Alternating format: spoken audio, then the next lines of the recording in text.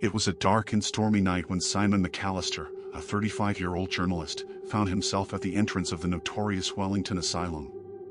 The place had been abandoned for over 30 years, its history steeped in mystery and rumors. There were tales of haunted corridors, tortured souls, and strange noises that echoed through the empty halls. Most of the locals avoided the area, but for Simon, it was the perfect setting for his latest investigative article. He had been following the story of the asylum for weeks, and tonight, he planned to uncover its dark secrets. He stood before the decaying gates, the wind howling around him. The old iron doors creaked as if they were warning him to turn back, but Simon was undeterred. His flashlight flickered, casting eerie shadows on the stone walls.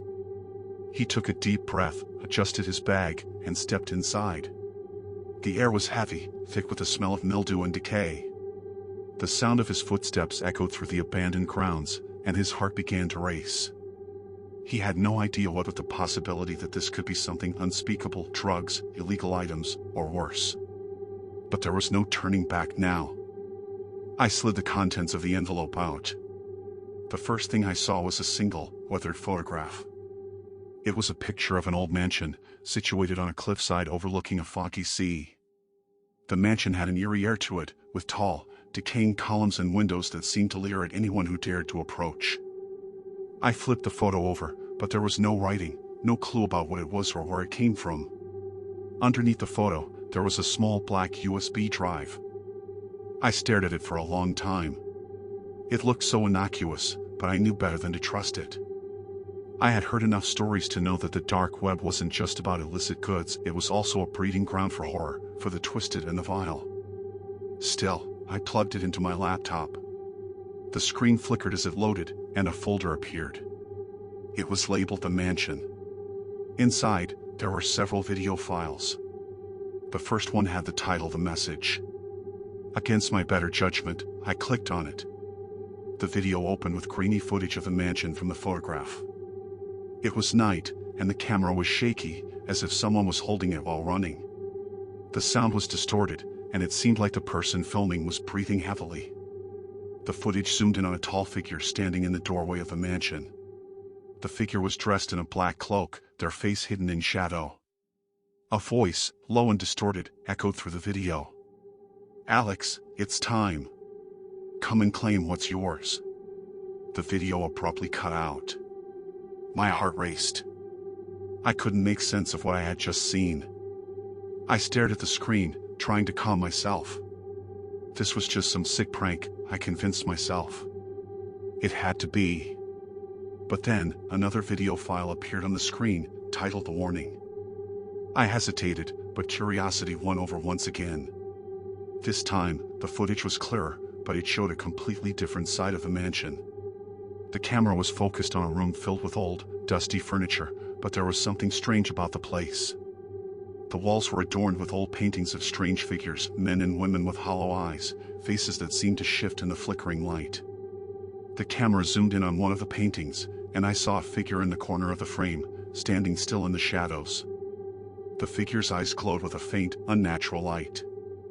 I watched in horror as the figure slowly moved toward the camera, its body contorting in a grotesque way. Suddenly, the screen cut to black, and a single line of text appeared, "You should have stayed away." My breath caught in my throat. I had to stop. I should have stopped. But I couldn't tear myself away. What if there was more? What if I could find out what it all meant? I clicked on the final file, titled The Choice. The video began with the image of a narrow hallway, dimly lit by a flickering light. The camera moved slowly, and I could hear soft footsteps echoing in the distance. As the camera panned, I saw something that made my blood run cold. At the end of the hallway was a door, but there was something wrong about it. It was covered in strange symbols, like something out of an occult ritual. The camera moved closer, and I saw a figure standing in front of the door, facing away from the camera. It was the same cloaked figure from the first video, only now, its hands were raised, as if beckoning someone to approach. The figure turned toward the camera, and its face was finally revealed. It was my face. My blood ran cold as I stared at the screen. How could this be? Who was doing this? What did it mean? I slammed my laptop shut, my hands shaking uncontrollably. The air in my apartment felt thick, suffocating, as if something dark had entered with me. I couldn't escape it. I couldn't stop thinking about the mansion, the figure, the cryptic messages. I tried to reach out to the authorities, but who would believe a story like this? They would think I was crazy, or worse, involved in something illegal. The more I thought about it, the more I realized the package wasn't just a prank. It was a message, a warning, a challenge. I sat there, staring at the closed laptop, wondering what I was supposed to do. But then, something caught my eye. On the floor, just beside the table where I had opened the package, was a small, folded note. I hadn't noticed it before. I picked it up, and my hands trembled as I unfolded it. It was a single line, written in the same faded ink as the label on the package. "Come find us." I couldn't ignore it anymore. Something inside me snapped. I knew what I had to do. I packed a bag, grabbed my car keys, and drove toward the mansion. It was already dark by the time I reached the cliffside. The mansion loomed ahead, its windows glowing with an eerie light, as if inviting me in. I walked toward the door, my heart pounding in my chest. The figure from the videos was waiting, and I had no idea what would happen next. But one thing was certain. I had made my choice.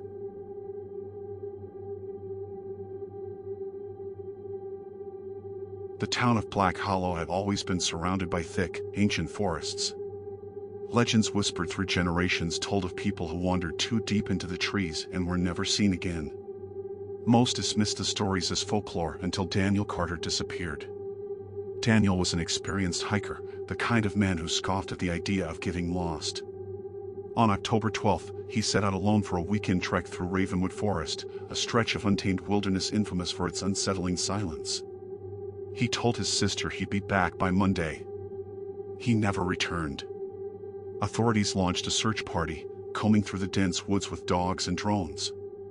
They found his campsite, his tent unzipped and his belongings scattered. His backpack lay open, its contents intact except for his journal, which had been torn to shreds. No blood, no signs of struggle, just a feeling that something had been there. Something watching. Days turned into weeks, and eventually, the search was called off. But then, a month after Daniel's disappearance, a hunter stumbled upon something chilling deep in the woods, a tattered piece of cloth, wedged between the roots of an ancient oak.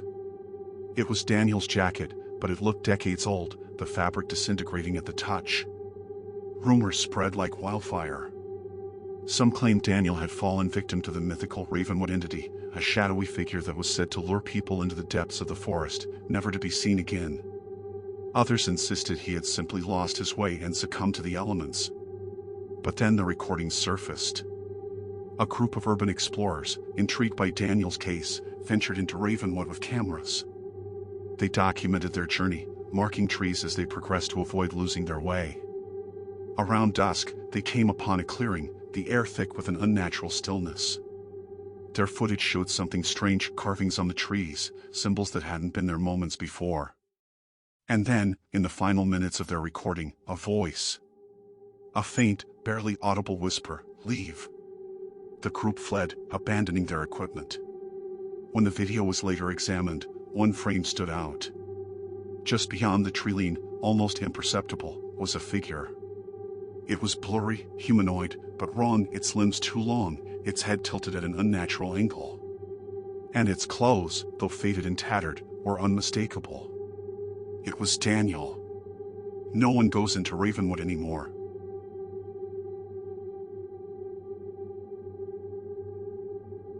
It started with a knock. Peter lived alone in a small, run-down house at the edge of town. He had grown used to the creaks and groans of the old wood, the way the wind whispered through the cracks, and the occasional rustle of leaves outside. But that night, as the clock struck midnight, he heard something unusual, a soft, deliberate knock at the front door. His first instinct was to ignore it. No one should be knocking at his door at this hour. But then, the knock came again. Steady. Rhythmic.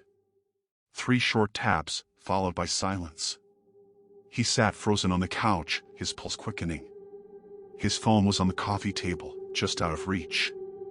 He considered grabbing it, but something held him back. Instead, he listened. The knock didn't come again. Maybe it was just the wind. Maybe his mind was playing tricks on him. Then came the whisper. "Peter, let me in." His breath caught in his throat. The voice was soft, almost melodic, but unmistakably unnatural. It wasn't the voice of anyone he knew. He felt a shiver run down his spine as he stared at the door, his body locked in place. "Peter," the whisper came again, this time closer, as if the speaker had pressed their lips against the wood. "I know you're in there." Peter's heart pounded. He reached for his phone and quickly typed out a message to his best friend, Jake. "Someone's outside my house. Knocking. Whispering my name." Jake's reply came almost instantly. "Don't open the door. Whatever you do, don't open it." Peter didn't need to be told twice.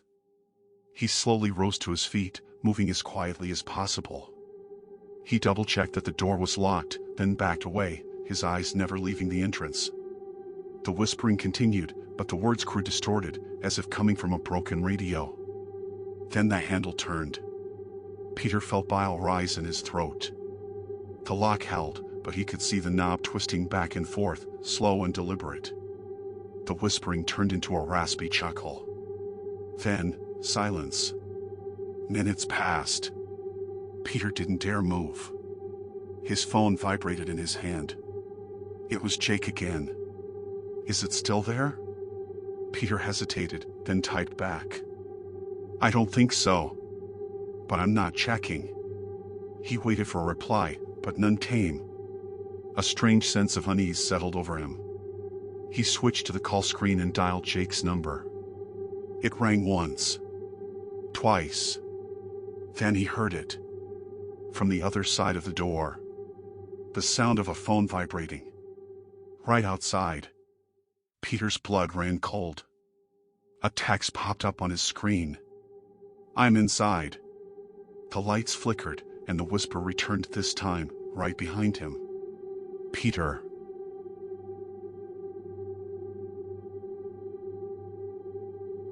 It started as a simple move.